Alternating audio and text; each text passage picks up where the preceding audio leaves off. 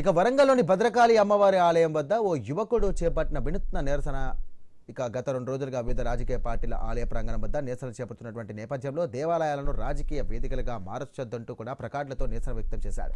భక్తి, ఆధ్యాత్మికత, ఐక్యతే ఆలయాల ప్రత్యేకత అంటూ కూడా కొనియాడారు. ఇక వాటి పవిత్రతను కాపాడాలంటూ కూడా ఆయన విజ్ఞప్తి చేశారు.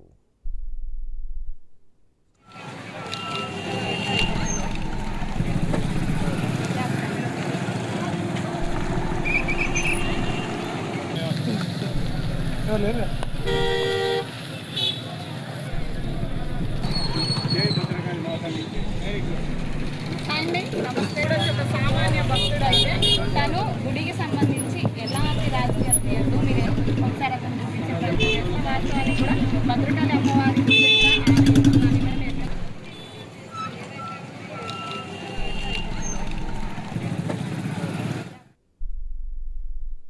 నాలుగు రోజుల నుంచి ఇక్కడ రాజకీయ పరిణామాలు అనేది గుడిలో జరుగుతుంది.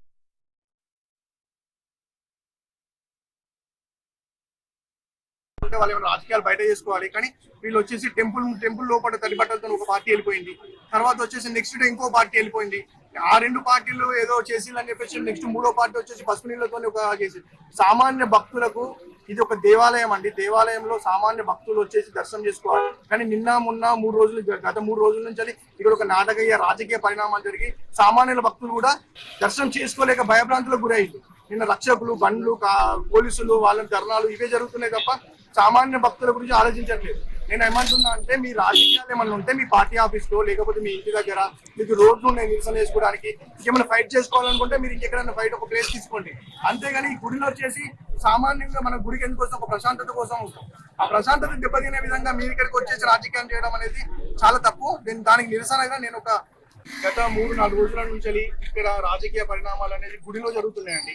ఏంటంటే ఒక పార్టీ వాళ్ళు వచ్చేసి